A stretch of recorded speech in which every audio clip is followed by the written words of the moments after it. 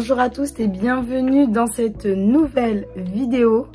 Aujourd'hui nous allons du coup faire la petite vidéo en fait des lectures que j'ai pu faire en juin, le petit topo, le petit résumé de tout ce que j'ai lu en juin. Et en fait j'ai pas tant lu que ça.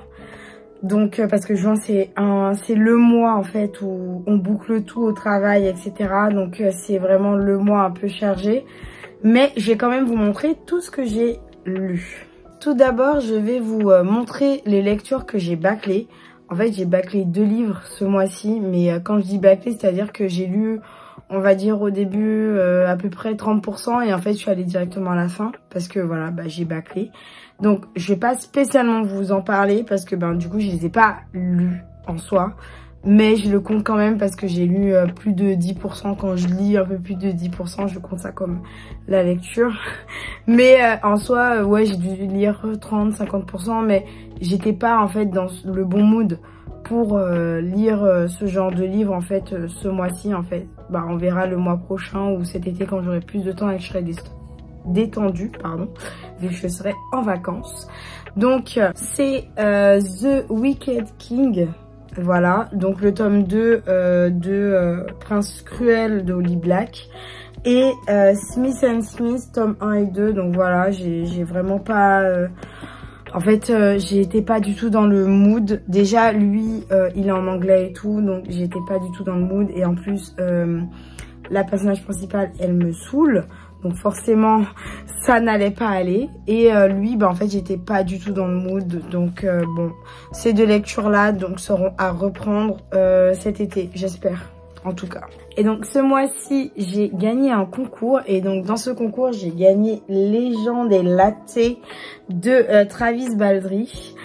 Que j'ai hâte parce que elle a déjà fait l'expo, je vais me le faire dédicacer. J'espère, en tout cas, je croise les doigts. Et j'ai vraiment kiffé ma lecture. Il est tellement cosy, c'est du slice of life, donc c'est ce que je kiffe en soi. Et en fait, ça, c'est dans un univers avec une orque et d'autres personnages de fantastique, fantasy, etc. Et en fait, on la suit quand elle raccroche, entre guillemets, l'épée et qu'elle se lance dans, vu qu'on voit là le latte, dans un café, en fait, dans la création d'un café. Donc on va la voir, en fait, on va la voir évoluer, etc. Il était vraiment très très bien.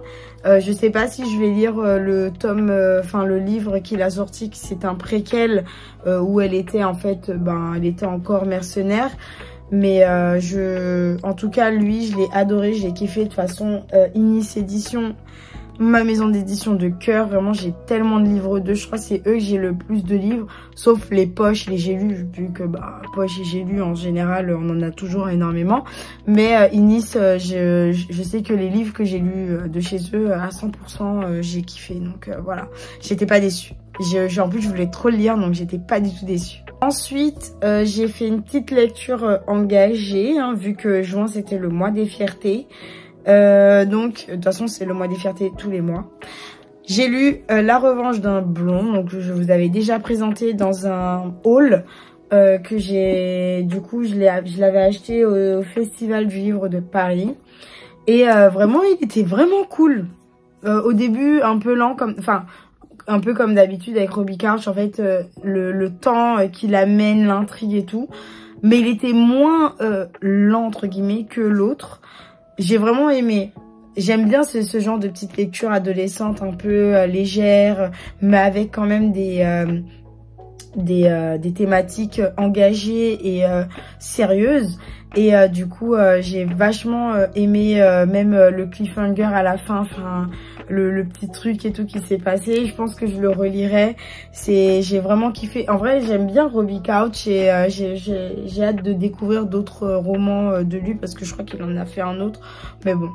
En tout cas, les 2 que j'ai lus de lui, j'ai kiffé. Et celui-là, je le recommande parce qu'il est vachement cool. Veuillez pas donner quand même ma tête parce que là, je constate dans la caméra que c'est pas ouf, mais en même temps je rentre du travail vu que j'ai oublié de faire une vidéo dimanche dernier, donc là je la tourne en mode voilà. Donc j'ai lu avec le book club de Paper Palace dont Donc Chronique des rivages de l'Ouest d'Ursula K. Le Guin. Donc voilà, en slice of life aussi, vachement sympathique.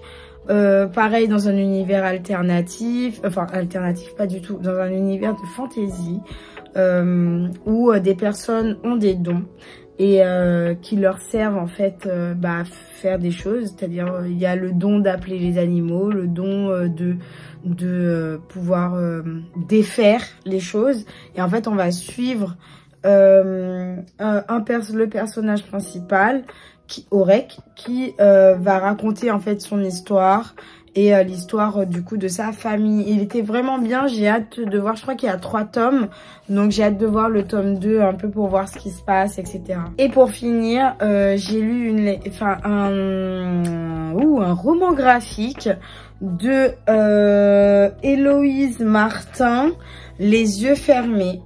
Donc c'est un roman graphique qui parle d'inceste. Donc on suit elle, le personnage principal, qui va donc à une fête de famille où en fait a été invité son agresseur. Donc on voit comment elle réagit, on voit du coup en fait toute la thématique de la personne, de l'agresseur, mais qui est comment dire, excusé par les autres, mais qu'en fait l'agressé, la voix et la parole de l'agressé n'est pas du tout pris en compte. Et ça c'est vachement intéressant, vraiment je le recommande. Il était vraiment cool à lire, j'étais vraiment immergée dedans, et les graphismes sont super beaux. Vraiment attendez, je vais vous montrer une page qui ne spoil pas trop, c'est le début. Et vraiment, le dessin est très doux, très lisse. Enfin, très lisse, non, j'abuse. Mais en tout cas, il est très doux. Et j'ai pas mal aimé le graphisme. Donc voilà, je recommande. Il était vraiment cool et j'ai vraiment apprécié ma lecture. Donc voilà. En tout cas, lisez-le. Moi, ça faisait un moment que je voulais le lire et je suis pas déçue. Donc voilà, vidéo courte. Vidéo très courte, je pense. Plus que celle d'avant.